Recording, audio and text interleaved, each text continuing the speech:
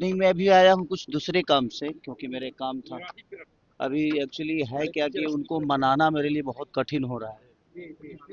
और आज मैं 4 दिन से उनको मना ही रहा हूँ कि लड़ जाओ, क्योंकि मेरे बच्चे अभी छोटे हैं तो उनको थोड़ा सा डर लग रहा है कि भाई इनका पढ़ाई लिखाई क्या होगा क्या नहीं। तो मैं भी लगा हूँ, काश मान जाती तो मेरा भी सपना पूरा हो जाता। आप भी हैं भैया चुनावी मैदान में? नहीं नहीं, मैं तो शुरू से चुनावी मैदान में नहीं था। नहीं नहीं, लोग का बिल्कुल मन है, मैं जहां से चाहूँ वहां से मुझे टिकट मिल सकता है। लेकिन मुझे नहीं लड़ना है, लड़ना है जिसको उसका एग्री होना बड़ा जरूरी है। क्योंकि उनको क्षेत्र में रहना है, उनको सेवा करना है, तो वो कितना तत्पर रहेंगी। और बच्चे मेरे और छोटे हैं अभी, तो उनका भविष्य भी तय करना है।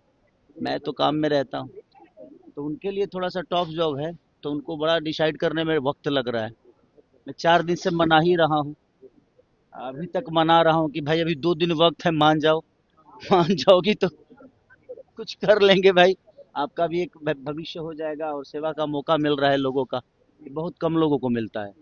और मेरे पास अपॉर्चुनिटी है जो उनको मिल रही है, लेकिन उनको शायद स्टार की बीवी ही कहलाना है, उनको नेता नहीं कहलाना है। शायद इसलिए वो अभी ना कर रही हैं। और बच्चों से लगाव है और छोटे हैं तो उनका भी एक इमोशन है, एक माता होने के नाते। अभी देख रहा हूँ, अगर आज आज अगर मान गई, कल मान गई, तो फिर मुझे आज ही शाम को निकलना है मुंबई, क्योंकि मेरा अर्जेंट एक काम था घर का कुछ, उसके लिए मैं आया।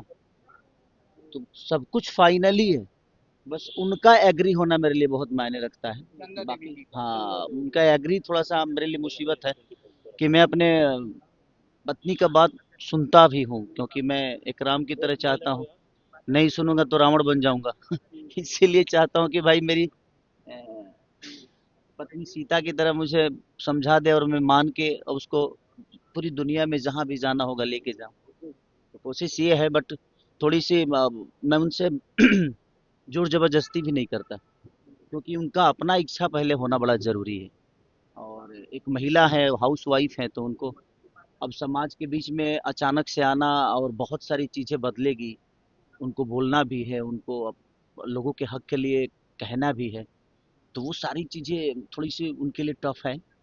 तो उनका भी विषय सही है कि भाई मैं एक अचानक से एक घर से अचानक से, हमनी के कहल ना जला कि इनार में के बेंग अचानक से तनी बहरी निकले तो लगला जी दुनिया इतना बड़ बका।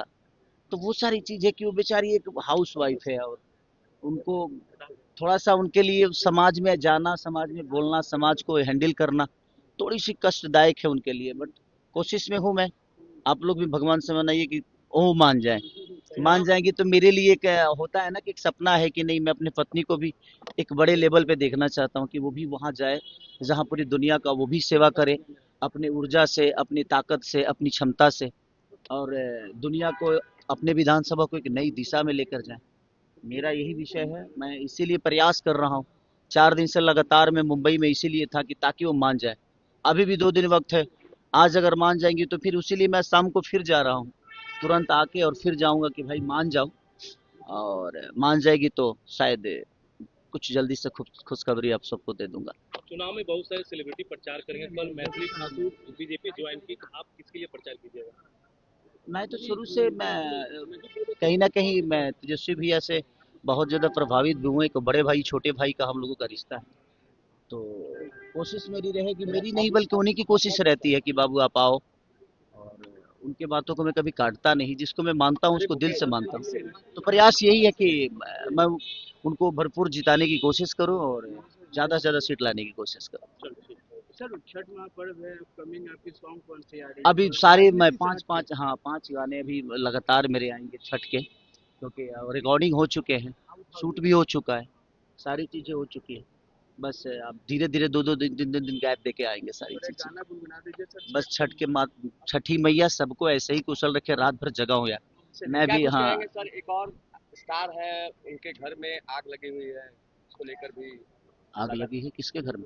ज्योति ज्योति सिंह की अगर बात करें छोड़ तो दीजिए, देखिए एक राजनीति में बात उनके बताएं पिता आपसे, ने कहा कि एक बात बताऊं आपसे, हम लोगों को उस पर बात भी नहीं करना चाहिए, क्योंकि मैं नहीं चाहता कि उस पर बात करके उसको बड़ा लंबा किया जाए।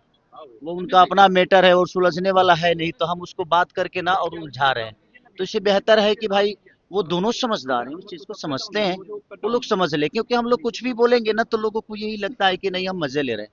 हम मजे नहीं ले रहे, हमें भी बुरा लग रहा है कि भाई सबका अपना परिवार है, फैमिली है, घर है, बस जाए, दोनों एक हो जाए, चाहे पूरी दुनिया एक होकर जीवन को चलाए, क्या दिक्कत है किसी को। बट एज ए मैं एक दुनिया के नज़र में मेरा जो क्षमता है उसके लिए मेरी से सवाल दुनिया करती है। बट मैं सबसे बोलूंगा ना कि आप लोग इस सवाल को छोड़ दो अब। इस सवाल में कुछ रखा नहीं है, क्योंकि वो चीजें आती रहेगी जाती रहेगी और हम लोग फालतू में उलझते रहेंगे। भला बुरा हमें बोला जाता है, जबकि हम लोग सही बोलते हैं भाई।